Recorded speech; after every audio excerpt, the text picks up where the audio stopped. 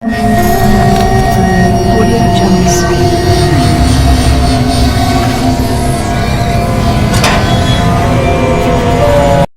Welcome to horror studio. Story updates के लिए bell icon को प्रेस कर लें और मेरे चैनल को सब्सक्राइब कर लें। आज की कहानी है नौजवान खूबसूरत लड़की फरहीन की, जिसके खूबसूरत बाल जो कि उसके घुटने से भी लंबे थे। फरहीन का आदत था कि वो अक्सर शाम को ही नहाकर अपने बाल आंगन में जाकर के सुखाया करती थी, जबकि फरहीन की अम्मी इस बात से काफ़ी नाराज़ रहती थी। वो अक्सर फरहीन को कहती थी, भरी शाम को एक तो तुम बाल धोती हो और ऊपर से बाल सुखाने के लिए तुम आंगन में जाकर खड़ी हो जाती हो, जबकि ये बात ठीक नहीं है। तुम्हें पता नहीं है कि अगल बगल ऐसी मखलूक़ें होती हैं जो खुले बाल पर ही दीवानी हो जाती हैं। लेकिन फरहीन कहाँ अपनी अम्मी की सुनने वाली। वो हमेशा अपनी अम्मी की बातों को नज़रअंदाज किया करती थी। फरहीन अपने अम्मी अब्बू की इकलौती औलाद थी और काफ़ी नाजों से पली थी। फरहीन हमेशा अपनी अम्मी को यही कहती, मेरे इतने लंबे खूबसूरत बाल हैं तो मैं इन्हें बांध कर क्यों रखूं, मैं क्यों न अपने बालों पर नाज करूं। लेकिन उसकी अम्मी उससे यही कहती कि तुम्हें कोई नहीं समझा सकता, जिस दिन तुम किसी मुसीबत में गिरफ्तार होगी तभी तुम्हें समझ में आएगी। फरहीन अपनी अम्मी की बातों को हमेशा नज़रअंदाज किया करती थी। देखते देखते वक्त गुजर गया और फरहीन का एक बहुत अच्छा रिश्ता आया। फरहीन के अब्बू अम्मी ने उसका निकाह कर दिया। लड़का मुल्क से बाहर काम करता था, लेकिन वो फरहीन पर काफ़ी दीवाना था। उसे भी फरहीन के बाल बहुत ज़्यादा ही पसंद थे। वो हमेशा चाहता था कि फरहीन के बाल खुले रहें।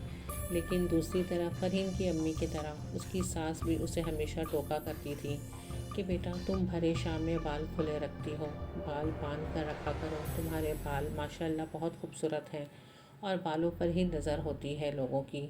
मैं नहीं चाहती कि तुम्हारे बाल पे भी नज़र हो किसी की। लेकिन फरहीन, वो हमेशा से उसकी आदत थी नज़रअंदाज करने की बातों को।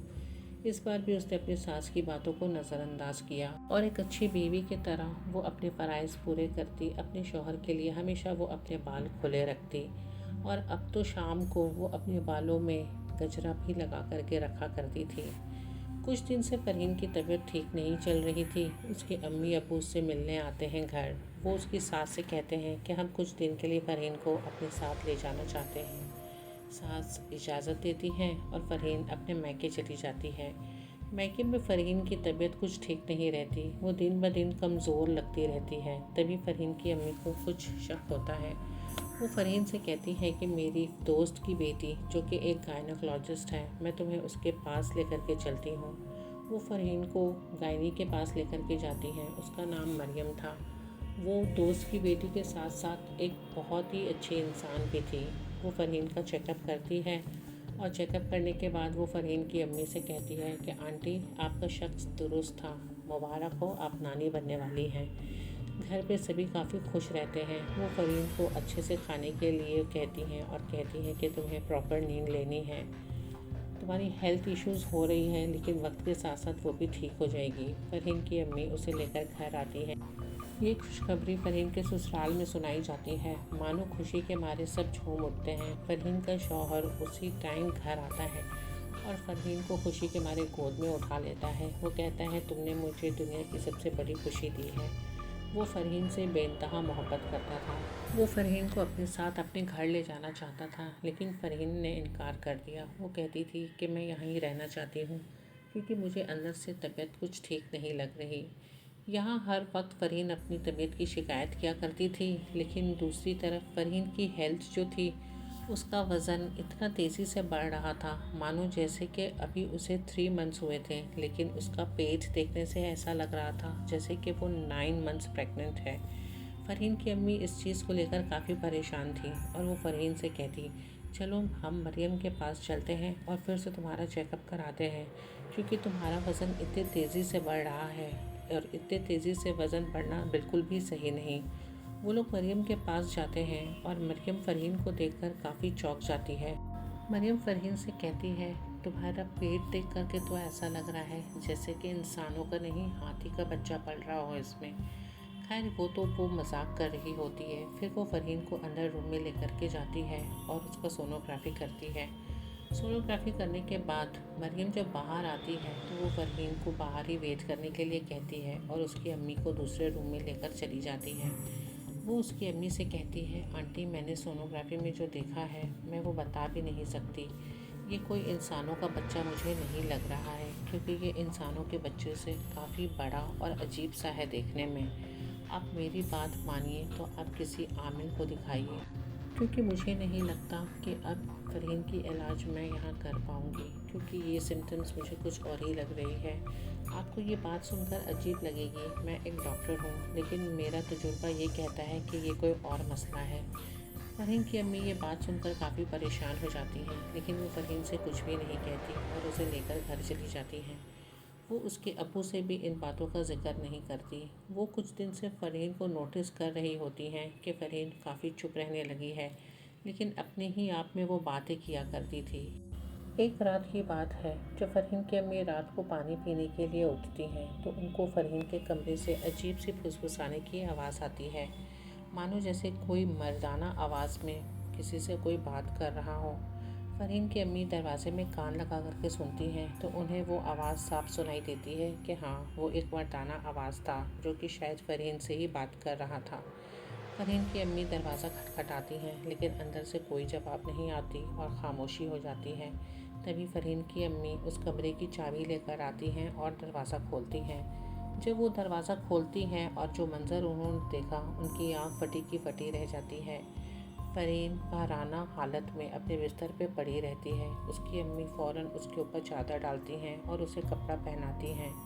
اس کے بعد وہ اپنے شوہر کو یعنی فرحین کے بابا کو بلا کر لے کر آتی ہیں اور وہ فرحین کے بابا کو ساری باتیں بتاتی ہیں۔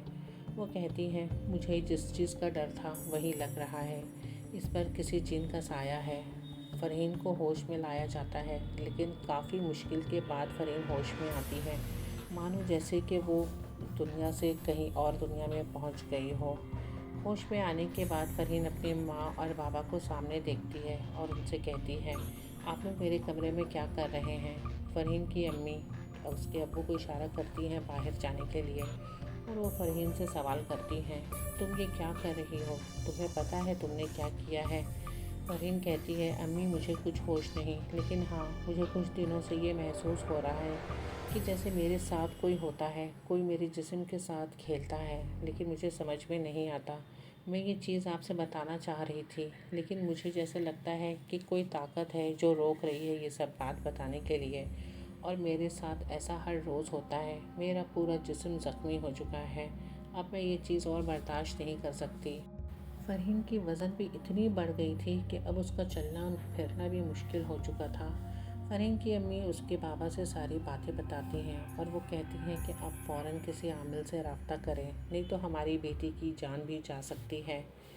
فرحین کے ابو اسے کہتے ہیں، مجھے کچھ وقت دو، کیونکہ مجھے کسی اچھے عامل کا پتہ کرنے میں تھوڑا وقت لگے گا۔ وہ دونوں کافی پریشان رہتے ہیں اپنی بیٹی کو لے کر، کیونکہ اب انہیں بھی سمجھ میں آ گئی تھی کہ جس طریقے کی ان کی بیٹی کی حالت ہو چکی ہے، اب ان کی بیٹی کا بچنا بھی مشکل ہو پائے گا۔ فرحین کے ابو عامل کا پتہ کرتے ہیں اور انہیں ایک اچھے عامل کا پتہ چلتا ہے۔ عامل صاحب فرحین کے ابو سے کہتے ہیں کہ آپ اپنی بیٹی کو کل صبح یہاں لے کر کے آئیے۔ وہ گھر پہ جا کر فرحین کو اور اس کی امی کو بتاتے ہیں کہ کل ہمیں ایک عامل صاحب کے پاس جانا ہے۔ یہ بات سن کر فرحین کافی غصہ ہو جاتی ہے اور اس کا چہرہ بھی تھوڑا سا بدل جاتا ہے۔ وہ کہتی ہے، مجھے کہیں نہیں جانا اور یہ کوشش بھی مت کرنا کہ مجھے ان کے پاس لے کر کے جاؤ تم لوگ، ورنہ میں تمہاری بیٹی کو نہیں چھوڑوں گا۔ یہ روپ دیکھ کر فرحین کے ابو اور اس کی امی کافی گھبرا جاتے ہیں۔ وہ فرحین سے کہتے ہیں، میں تمہیں تھوڑی نہ کچھ وہاں نقصان پہنچانے کے لیے لے کر جا رہا ہوں، میں بس تمہیں ایسے ہی وہاں لے کر کے جاؤں گا۔ تھوڑی دیر کے بعد فرحین ایک دم نارمل ہو جاتی ہے اور وہ نارمل آواز میں اپنے والد سے کہتی ہے، ٹھیک ہے میں جاؤں گی، لیکن میں اندر نہیں جاؤں گی۔ اس کے والد وہاں کہتے ہیں، ٹھیک ہے بیٹا کوئی بات نہیں، تم وہاں تک تو میرے ساتھ چلنا۔ اگلے دن صبح فرحین کے ابو اور امی فرحین کو لے کر عامل صاحب کے پاس پہنچتے ہیں، لیکن فرحین ان کا دروازہ کراس کرنے سے انکار کر دیتی ہے۔ وہ کہتی ہے کہ میں اندر نہیں جاؤں گی چاہے جو بھی ہو جائے۔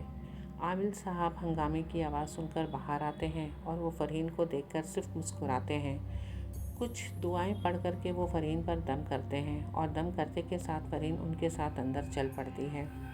فرحین کو وہ ایک طرف بیٹھاتے ہیں اور کچھ عمل کرنا شروع کر دیتے ہیں۔ تھوڑی دیر کے بعد وہ اپنی آنکھیں بند کر کے جب عمل کرتے ہیں اور فرحین پر پھر سے دم کرتے ہیں، تب وہ فرحین اس کی مردانہ آواز میں عامل صاحب سے کہتی ہے، مجھے یہاں کیوں بلایا ہے؟ کیا کام ہے مجھ سے؟ عامل صاحب اس سے کہتے ہیں، تم اس لڑکی پر قبضہ کیوں کر کے رکھے ہو اور کیا چاہتے ہو؟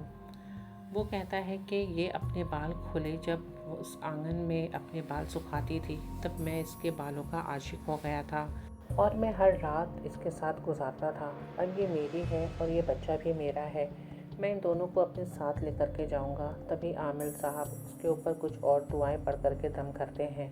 اس کے بعد وہ زور زور سے چیخنے اور چلانے لگتا ہے اور کہتا ہے، یہ میرا بچہ ہے، میں اسے لے کر یہاں سے چلا جاؤں گا۔ عامل صاحب کچھ اور عمل کرتے ہیں اور اس کی تھوڑی ہی دیر بعد وہاں ایک دم خاموشی چھا جاتی ہے، مانو جیسے کہ ایک چڑیا بھی آواز نہیں کر رہی ہو۔ اس کی تھوڑی دیر کے بعد فرحین بے ہوش ہو کر اسی زمین پر گر جاتی ہے۔ عامل صاحب اس کے والد کو اشارہ کرتے ہیں اسے اٹھا کے بٹھانے کے لیے۔ وہ فرحین کو کچھ تعویذ دیتے ہیں پہننے کے لیے اور اس کے والد سے کہتے ہیں، میں آپ کو ایک عمل دے رہا ہوں جو آپ کو 3 دن لگاتار کرنا ہے، اور یہ عمل آپ کو رات سے شروع کرنا ہے فجر کے نماز تک۔ اس بیچ میں آپ لوگ گھر والے فرحین کو چھوڑ کر کے جو بھی ہو گھر پہ کوئی نہیں سوئے گا، بے شک آپ فجر کی نماز کے بعد سو جائیں، اور ہو سکتا ہے کہ اس عمل کے دوران آپ کو کافی مشکل کا بھی سامنا کرنا پڑے، لیکن یہ عمل بالکل بھی نہیں رکنی چاہیے۔ اب شرط یہ ہے کہ یہ عمل کرے گا کون؟ فرحین کے والد کہتے ہیں، یہ عمل میں کروں گا، لیکن اس میں تھوڑا جان کا بھی خطرہ ہے، ہو سکتا ہے کہ وہ جن آپ کو نقصان پہنچانے کی کوشش کرے۔ اس کے والد کہتے ہیں، مجھے کچھ بھی کرنا پڑے، میں اپنی بیٹی کی زندگی بچانا چاہتا ہوں۔ وہ کہتے ہیں، ٹھیک ہے، میں آپ کو کچھ عمل بتا رہا ہوں، آپ کو وہی کمرے میں جا نماز پہ بیٹھ کر فرحین کے سامنے اس عمل کو پڑھنا ہے اور فجر کی اذان ہونے کے بعد اسے ختم کر دینا ہے، اور 3 دن کے بعد آپ واپس سے میرے پاس آئیے گا۔ عامل صاحب کے بتائے ہوئے عمل پر اس کے ابو اسی رات سے وہ عمل کرنا شروع کرتے ہیں۔ پہلا دن تو سب کچھ ٹھیک رہتا ہے، لیکن دوسرے دن جب وہ عمل پر بیٹھتے ہیں اور عمل کرنا شروع کرتے ہیں، تبھی فرحین ان کے اوپر زور سے لپکتی ہے اور ان کے بال جسم پر نوچنا شروع کر دیتی ہے، لیکن مانو کہ جیسے کوئی ایسی غیبی طاقت اس کے ابو کے اندر آ چکی ہوتی ہے کہ وہ اپنی جانماز سے بالکل بھی نہیں ہٹتے، اور ایسے کرتے کرتے تیسرا دن بھی مکمل ہو جاتا ہے، اور فجر کے اذان کے بعد انہیں نیند اب کہاں تھی، وہ سیدھا عامل صاحب کے پاس پہنچتے ہیں اور انہیں بتاتے ہیں کہ میں نے اچھی طریقے سے یہ عمل پورا کر لیا۔ اب عامل صاحب کچھ پانی کی تعویذ دیتے ہیں جو کہ فرحین کو 3 دن پلانی ہوتی ہے، اور وہ کہتے ہیں کہ یہ پلاتے کے ساتھ اس کے پیٹوں میں زور کا درد ہوگا، لیکن یہ یاد رکھیں کہ جس وقت اسے درد ہونا شروع ہو اسے باتھ روم میں ہی موجود رہنا ہے، اور اس کے ساتھ کوئی ایک اور شخص بھی وہاں ہونا چاہیے۔ یہ بچہ جب ضائع ہوگا تو یہ موشن کے تھرو ہی ضائع ہوگا۔ اس کے بعد پھر آپ کو میرے پاس آنا ہے، لیکن آپ اس کے سسرال والوں سے یہ کچھ بات بتائیے گا نہیں، کیونکہ ایسے بھی مرد جو ہوتے ہیں وہ یقین نہیں کرتے جلدی۔ آپ کہہ دیجیے گا کہ یہ بچہ ضائع ہو گیا۔ فرحین کے ابو وہ تعویذ لے کر فرحین کے پاس جاتے ہیں اور بنا اسے بتائے ہوئے پانی میں گھول کر لگاتار 3 دن اسے وہ تعویذ پلاتے ہیں۔ جیسے کہ عامل صاحب نے بتایا تھا کہ اس کے پیٹوں میں درد ہوگا اور جب وہ باتھ روم جائے تو اس کے ساتھ بھی کوئی ہونا چاہیے، بالکل ویسے ہی ہوا۔ پانی پینے کے ساتھ تیسرے دن فرحین کے پیٹ میں زور زور کا درد ہونا شروع ہو گیا۔ فرحین کی امی اسے لے کر باتھ روم میں چلی گئیں، اور جہاں موشن کے تھرو وہ بچہ ضائع ہو گیا، جب وہ موشن ہو رہا تھا تو مانو اتنی گندی بدبو نکل رہی تھی، اور وہ موشن بالکل بھی کالا تھا، جسے دیکھ کر فرحین رونا شروع کر دیتی ہے۔ فرحین کی حالت دیکھ کر اس کی امی بھی رونے لگتی ہیں، اور فرحین مانو جیسے کہ اس کا جسم جو کہ اتنا پھلا ہوا تھا وہ اچانک سے پچک گیا، اس کا وزن نارمل کی پوزیشن پر آ گیا تھا۔ اگلے دن فرحین کے ابو فرحین کو لے کر عامل صاحب کے پاس پہنچتے ہیں۔ عامل صاحب کچھ وظیفہ کر کے اس کے اوپر دم کرتے ہیں اور فرحین کے ابو سے کہتے ہیں، آپ کے آنگن میں کسی بھی چیز کا پیڑ ہے کیا؟ وہ کہتے ہیں، ہاں، میرے آنگن میں ایک جامن کا پیڑ ہے۔ عامل صاحب اپنے آنکھیں بند کر کے کچھ وظیفہ پڑھنا پھر سے شروع کرتے ہیں، اور وہ فرحین کے ابو کو بتاتے ہیں۔ وہ جن جس نے آپ کی بیٹی کے اوپر قبضہ کیا تھا وہ اسی جامن کے پیڑ پر ہی اس کا بسیرا تھا اور وہ وہیں سے اس کا عاشق بنا ہے۔ اب آپ کو جلد سے جلد وہ پیڑ کٹوانی ہے اور اس پیڑ کی جڑ جو کہ کٹنے کے بعد بچی رہے گی زمین کے اندر اسے جلا دینا ہے، اور آگ تب تک جلتی رہے جب تک وہ جڑ پورا ختم نہ ہو جائے۔ اس چیز کا دھیان رکھیے گا۔ وہ فرحین کو کچھ تعویذ دیتے ہیں پہننے کے لیے اور کہتے ہیں کہ بیٹا ایک چیز ہمیشہ یاد رکھنا کہ اب تم اپنے بال کبھی بھی کھلے نہیں رکھو گی، تمہارے بال ہمیشہ ہی بندھے ہونے چاہیے، کیونکہ وہ جن تمہارے بال پہ ہی عاشق ہوا تھا اور وہ واپس کبھی بھی لوٹ کر آ سکتا ہے اگر وہ تمہارے بال کھلے پھر سے دیکھا تو۔ وہ فرحین کو کچھ تعویذ دیتے ہیں پہننے کے لیے اور کہتے ہیں کہ اسے تم اپنے گلے میں ہمیشہ پہن کر کے رکھو گے، اور اگر ایسا کبھی ہو گیا کہ یہ تعویذ تم سے گم جائے تو تم میرے پاس ضرور آؤ گی۔ فرحین کے ابو لے کر فرحین کو گھر چلے جاتے ہیں اور ان کے بتائے ہوئے باتوں پر عمل کرتے ہیں۔ وہ فوراً کچھ لوگوں کو بلا کر وہ درخت کٹوا دیتے ہیں اور جو جڑ زمین کے اندر بچی ہوئی ہوتی ہے وہ اسے تب تک جلاتے ہیں جب تک وہ پورا جل کر راکھ نہ ہو جائے۔ جس وقت یہ پیڑ کو کاٹا جا رہا تھا اس وقت مزدوروں کو کافی چیزوں کا سامنا کرنا پڑا۔